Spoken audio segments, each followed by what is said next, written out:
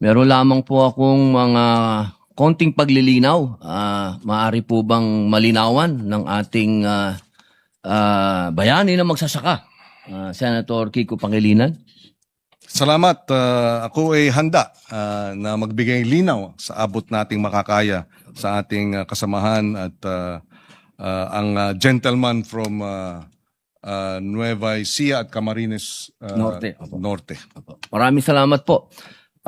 Ako po bilang chairman ng Public Information po at masusing nakikinig po sa inyong palitan ni Senator Rodante Marcoleta.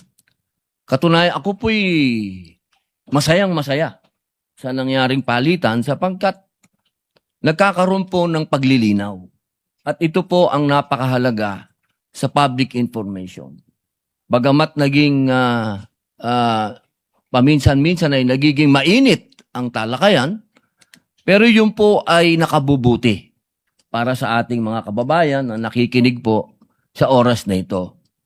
Ako po'y walang kaplano-plano magtanong, pero meron pong mga ilang bagay ang hindi napalawak sa usapin.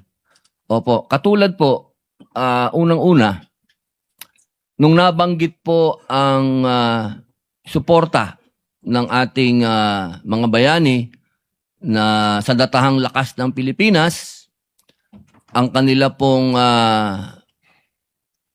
pagbibigay ng opinyon at komento at kasama na po ang Department of National Defense doon po sa pagdamay nila. Kasi sinabi po ninyo na nagkomento sila ng pagsuporta kay Commodore Tariela. Ito po ay kailangan nating linawin. Wala po akong sinasabi na may mali o ano, linawin lang po natin. Sapagkat tama po ba ako kapag sinabi ko na ang Coast Guard, Philippine Coast Guard, hanggang sa mga oras na ito ay nasa ilalim ng DOTR? Tama po yun. Opo. Ibig pong sabihin, ito po ay civilian uniform personnel.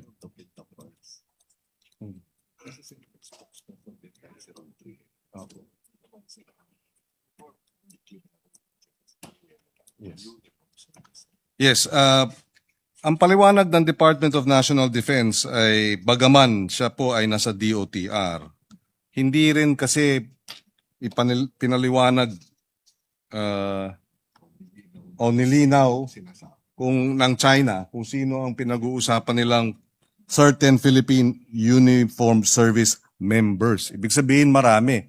At yung spokesperson ng Admiral Trinidad ng Navy, ng Philippine Navy, ay isa rin sa mga nagbibigay ng official statements tungkol sa usapin ng West Philippine Sea. Yun po. Kasi napaka linaw po ngayon. Opo. At nung sinabing uniformed personnel, service members, ibig sabihin marami, sinabi pa yung or they will pay the price for what they did. So ito ay maanghang na salita dahil ito'y pananakot. They will pay the price. It's a threat. Siyempre ang ating DND, ang ating Armed Forces of the Philippines, pag may threat, seryoso ito. Hindi maaaring tumahimik. Hindi maaaring sabihing deadma. Hindi po ba? Opo, napakaganda po ng paglilinaw natin sapagkat kanina po sa palitan po ninyo ng salita. At ito naman po very educational po no sa lahat ng ating mga kababayan. Para mas malinaw po lilinawin po natin bilang ako po ang chairman ng Public Information, ang Philippine Coast Guard po ay hindi kailanman sa ngayon ay nasa ilalim as of February 2026 ay wala po sa ilalim ng DND at ng AFP. Tama po ba ako? Tama ito. Opo. At yung pahayag po ng AFP at DND, hindi po ito parang inuutusan o sinusuportahan ang mga sinasabi po ni Ginoong Tariela. Siya ang spokesperson nung West Philippine Sea, anong tawag doon? Si Tariela, sa spokesperson ba si Philippines? Si No, spokesperson representing what? Yung ano yun, group, di ba? So, composed of who? yung sa West Philippines yung task force. Yeah, Task force on West andun ng military, di ba? Member kami doon. Yes. Yes, si Commodore Tariela, bagamat siya ay hindi miyembro ng Sandataang Lakas, ay siya ang spokesperson ng Task Force West Philippine Sea, na kung saan ang kabuang task force, kasapi dyan ang Armed Forces of the Philippines at ang Department of National Defense. Mr. President. Opo, tama po yan. Opo, napakaganda pong informasyon yan para sa ating mga kababayan. Pero kailangan po nating linawin, siya po ay nakasuot ng uniforme ng Philippine Coast Guard. So siya po ay civilian personnel. Hindi po siya military service personnel. Opo. Kailangan lang po natin linawin. Yes. Wala po akong sinasabing may mali o ano. That is correct. Opo, bilang ako po ay public information lamang po. At sa atin pong RA 993, ito po yung patungkol sa Philippine Coast Guard, RA 993, malinaw po dyan, nasasailalim lamang ang Philippine Coast Guard sa DND at sa AFP wartime. Ibig sabihin sa panahon po ng gera na nagdeklara ang Congress ng gera. Tama po ba? I beg your indulgence. Ako'y humihingi ng paumanhin. Maaring ulitin po dahil meron lang nabanggit sa akin. Opo, sorry po. Yung ating resource person. Opo, doon po sa 993. Opo, Republic Act 9993. 9993. Opo, ito po yung patungkol sa Philippine Coast Guard. Meron po tayong wartime attachment doon. Yes. Ang nakalagay po doon, magiging ang PCG ay mapapasailalim sa DND at sa AFP kapag nagdeklara na po ng gera ang Congress. Tama po ba? Tama po yun. Opo. Gusto ko lamang pong linawin din sa ating mga kababayan, wala pa po tayo sa deklarasyon ng gera. Tayo po ngayon ay At naway hindi mapunta ron. inshallah. Opo. Maging maingat lang po sana tayo kapag sa mga ating mga pahayag sa inyo pong dalawa na aking mga hinahangaang senador. Sa inyo po, Senator Francis Kiko Pangilinan, kay Senator Rodante Marculeta, sapagkat sa ngayon po, ang laging pinag-uusapan, ang Chinese Coast Guard ay nasa ilalim ng Army ng China. PLA. Opo. Maiwasan po sana natin na magkaroon ng pag-iisip na ang ating Coast Guard ay nasa ilalim na rin ng military. Sapagkat hanggang ngayon po, ay ipinagpipilitan ko at ipinaglalabang ko kung ano po ang RA 993. Ito po ay civilian in nature.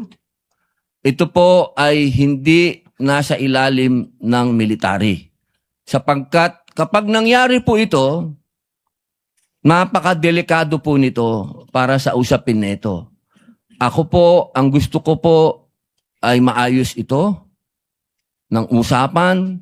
Hindi ko po kinokontra anuman kung ano ang damdamin ng bawat Pilipino dahil tama. Tama na ipaglaban po natin yung atin. Hindi tayo pwedeng umatras. At hindi din po ako papayag na kapag tayo inaapi na, kahit masi gulayat pa yan, kapag kadating po sa usapin ng lalaban tayo. Pero ang pakiusap ko lamang po, tamang impormasyon ang ibigay natin sa ating kababayan. Yun lamang po sapagkat napakahirap lumaban kapag bulag ka.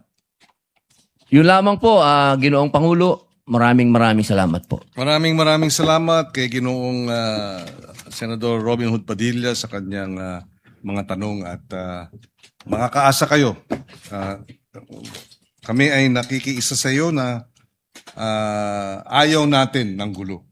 Kung ako nga lang ang masusunod, kahit maghapon tayong magdebate dito tungkol sa agrikultura at pangingisda, yan talaga ang gusto kong gawin. Yes, sir. Kayo Ito'y nakita lang natin ang kahalagahan ng ating isinasagawa, kailangan nating gawin, at tayo nagpapasalamat sa kanyang mga tanong, Mr. President. Majority Leader. Mr. President, kung papayagan niyo po ako, konting manifestation lang po in support of our distinguished colleague, Senator Pangilinan. Go ahead, you may. Yes, Mr. President.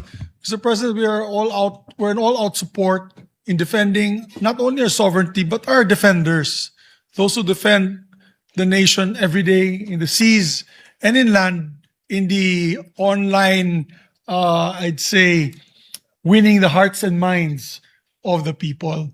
Kasi kawawa naman po sila, lalo na ating mga kawani ng gobyerno, na talagang tumatayo at ipinaglalaban ang ating karapatan, ating soberenya ng ating bansa, na hindi natin sila suportahan. So, Mr. President, when I was Senate President, we had come up with several approved resolutions. I'll ask DepSec Mavic to give us some of the resolutions we passed in the 19th Congress condemning itong mga acts. I think it was a time na naputol yata yung daliri ng isang Coast Guard. Lahat po tayo ay unanimous na tumayo in defense of our Coast Guard and asking the Chinese forces to de-escalate the situation in the West Philippine Sea. Also, more so, Mr. President, we also put our money where our mouth is in the 2024 budget. I think isa sa pinakamalaking budget na nadagdagan po natin, nabigay po natin sa ating armed forces tsaka sa Coast Guard. I recall we gave the armed forces cybersecurity funds to anti-cyber espionage funds. We also gave them funds for missile systems. We also gave the Coast Guard ships. As a matter of fact, we put 2.4 billion to the Coast Guard. I'm just hoping, and I hope they're listening now, my dear friend Jay Tariela, together with the NSA, I think they're here, together with the government agencies that are listening. Sana po napunta yung pondo na ibigay po namin sa inyo. Sana po na ibili po nyo ng mga gamit. Nalaman ko po, bago lang itong budget hearing, na yung binigay po ng Senado sa ating Coast Guard, na 2.4 billion para ibili po ng barko, hanggang ngayon hindi pa ginagamit, hindi pa na-obligate, Mr. President. Baka mawala na po yan, baka mabalik po yan sa National Treasury. Sayang naman yung napakahirap maghanap ng pondo para sa programa, para sa modernization, ay gumalaw po kami noong 19th Congress at nadagdagan po natin ang budget nila. Sana po ma-implement po nila yun. They were supposed to I forget the name of the ship company. It was government to government, Australian government.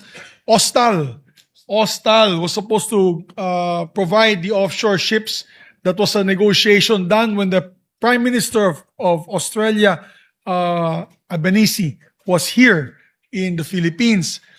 Hanggang ngayon, Mr. President, pawang-awa po, walang nangyari hanggang ngayon ay hindi pa nabibili. Kaya kawawa naman po yung ating mga kawani, yung ating Coast Guard, yung ating Navy. Hanggang sigaw na lang po sila. At this point in time, nagkarikature na nga. Kasi hindi natin binibigyan ng tamang equipment. Hindi natin binibigyan ng tamang bala. Nandyan na po ang pondo. I'm just giving as an example, yung sa Coast Guard. Bakit hindi pa nila binibili ng barko or offshore patrol ships for our Philippine Coast Guard? Let's put our money where our mouth is. We should stop just constantly debating about what we should do and put our action